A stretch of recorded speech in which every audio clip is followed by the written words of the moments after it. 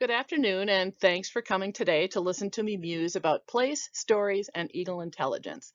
This talk is based largely on a blog I wrote back in March of this year when I was really thinking a lot about what it would feel like, look like, think like to be an eagle. Place, as writer Tom Van Doren points out, can be understood as an embodied, lived, and meaningful environment. Bald eagles clearly have a sense of place. Their territories are woven with layers of attention, meaning, and experience. Spots to hunt, perch, and hide from the weather, materials to build and replenish their nests, and mates and family to bond and care for. Eagles have neighbors beyond counting. Squirrels, mice, raccoon, rabbits, muskrat, mink, coyotes, deer, prairie dogs, trout, catfish, suckers, turtles, frogs, people, and many species of birds, just to name a few of the vertebrates that can be symbiotes, dinner, intruders, competitors, and even companions, depending on the situation, the time of year, the location, and the species. Eagles have a lot to keep track of. And if you look at the screen, you'll see I put out a couple pictures that sort of illustrate those things. So we've got favorite perches and one. The skywalk. We've got animals that we see quite a bit of that would be more or less commensals. For example, the red-bellied woodpeckers who come and filch nesting material and look for scraps at the bottom of the nest. We have the merry maids that might clean the nest or might be dinner depending on the situation. And then we have unwelcome visitors like red-tailed hawks. We also have a lot of bonding activities. So certainly copulation, as shown at lower left, is one of them. But we also have nest building, a really important form of bonding for eagles, and the way in which eagle parents care for their young. While instinct is a significant part of eagle behavior, the word implies that they are passively experiencing the places they inhabit. Something happens to them and they respond to it. But it is hard to believe, for me at least, that eagles don't also connect actions with causes and outcomes, especially when our observations show them actively interpreting and influencing their surroundings. We've watched eagles prune sticks from favorite flyways and perches, clear sight lines, strip bark from branches targeted for removal, cope with bad weather together, and take advantage of food resources in unexpected ways. They have food preferences, fish, distinct bonding styles, unique behaviors, and even personalities. When watchers look into the nest, they see something of themselves looking back. And I want to talk about that a little bit. So let's start with unexpected food. For me, a really great example of that would be the placenta cowgetty at the north nest, right? I did not anticipate that. But something we really also see eagles do is take advantage of their surroundings when they're constructing their nests. So depending on where you are, you might see a lot of corn husks, you might see a lot of grasses, you might see them using different kinds of sticks, you might see them using sort of not really different building techniques, but piling their nests up or constructing them in different ways. So we do see a lot of variability in that behavior. We also see distinct bonding styles. So everybody will remember, Mom on top at Decorah this year, right? But then we saw something else going on at Decorah North, and there's a nest down at Fulton, Illinois that has 3 eagles, 2 males and a female. After the males lost their first mate, they recruited another female to join their triplet. So eagles really do have different preferences. They can also be a lot more social than we realize. We kind of tend to think about eagles as the lone noble bird, right? And they are very, very territorial when they're on their territories. But off their territories, as we've seen at the flyway, they're quite social. And it's been really rewarding and interesting to get a glimpse at that aspect of eagle life. So bald eagle studies done before the species decline found that they were quite cautious of human beings, unlikely to approach them and really easily disturbed. Now, as the map shows, that has changed for at least some eagles, right? The opposite really seems to be true of many eagles. They came back to a landscape full of people that had very different attitudes about birds of prey. So they came back, they've been extirpated, they're almost gone, they come back, and yet people aren't shooting at them. They're cherished, they're protected, there are legal consequences for harming them. Eagles habituated individually in generation, so that eagles now nest over bike trails in Decorah, as you all know, behind apartment buildings in Minneapolis, and near automobile plants in Chicago. The plight of bald eagles changed people's minds about bald eagles, which changed bald eagles, which changed people's minds about bald eagles even more.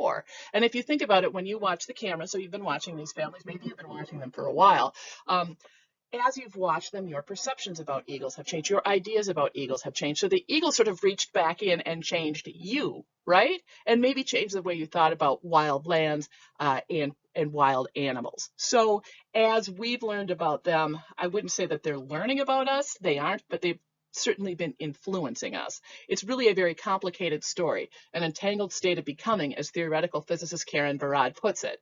The Oxford Dictionary defines a landscape as all the visible features in the area of a countryside or land. But our eagles live in a place with all that word implies: history, meaning, entangled stories, entangled existences, and complex lives. And I think one of the interesting aspects of living in a place is, now that we've had May switch over both at Decorah and the North Nest, you can really see how a new eagle comes in and sort of learns about the area, maybe with some teaching or influence from the older, established, more familiar eagle. So that's been something that's interesting to me, because again, many of these behaviors have their roots in instinct, but that doesn't mean that learning doesn't play a role, right? Do bald eagles have internal lives and intelligence? We get asked this a lot, and at one point, I don't know that my answer would have been no, but it certainly would have been a common answer. They have many of the behaviors we see in birds like crows, which are renowned for their intelligence: language, delinquency, insight, emotion, frolic, passion, wrath, mom's mad face, right? Risk taking and awareness. Eagles organize in social multi-age groups away from their territories. Again, we see this a lot in the flyway. They follow consistent migration paths between winter and summer grounds, as Brett's research has taught us. They select and retain mates. They build large complex nests. They incubate and brood young in challenging conditions. They teach their young. They learn from life events, and they recognize and remember things on their territories. Eagles have internal lives and intelligence, and eagles know who they are. Having said that, right, like that's all well and good, but has anyone actually conducted tests on eagle intelligence, and how could we assess it? Researcher Dr. Louis Lefebvre, I hope I'm saying that correctly, compiled an innovation database for over 3,800 species of birds as part of a research project investigating the relationship between innovativeness and residual brain size in birds. His study found a correlation between the two. The families Corvidae, no surprise, Accipitridae, eagles belong to that, and Laridae ranked at the top with over 200 innovations for each family. Eagles had the third highest number of innovations in the Accipitridae, with 18 overall, although they scored a little lower on the diversity of their innovations, which means they do innovate, but they tend to innovate in the same way, if that makes sense. But I would like to see more study on this, since we've seen a very diverse range of behavior at the nest we watch, and eagle social gatherings might give them a chance to transmit new ways of hunting, fishing, and even playing. So traditional biological science insisted that researchers think about animals in very limited ways. Since science didn't recognize animal intelligence or emotional capacity, researchers were encouraged to think of animals as automatons, machines that perform functions according to a set of coded instructions. I believe that our unwillingness to recognize the internal lives of animals was a failure of imagination and observation that was anthropomorphic in its own right. Instincts, all animals, including human animals, you, me, all of us watching the eagles, have instincts, but instincts do not preclude intelligence. Non-human intelligences might not think, reason, or feel like us, but they still think, reason, and feel. So let's talk a little bit about anthropomorphism.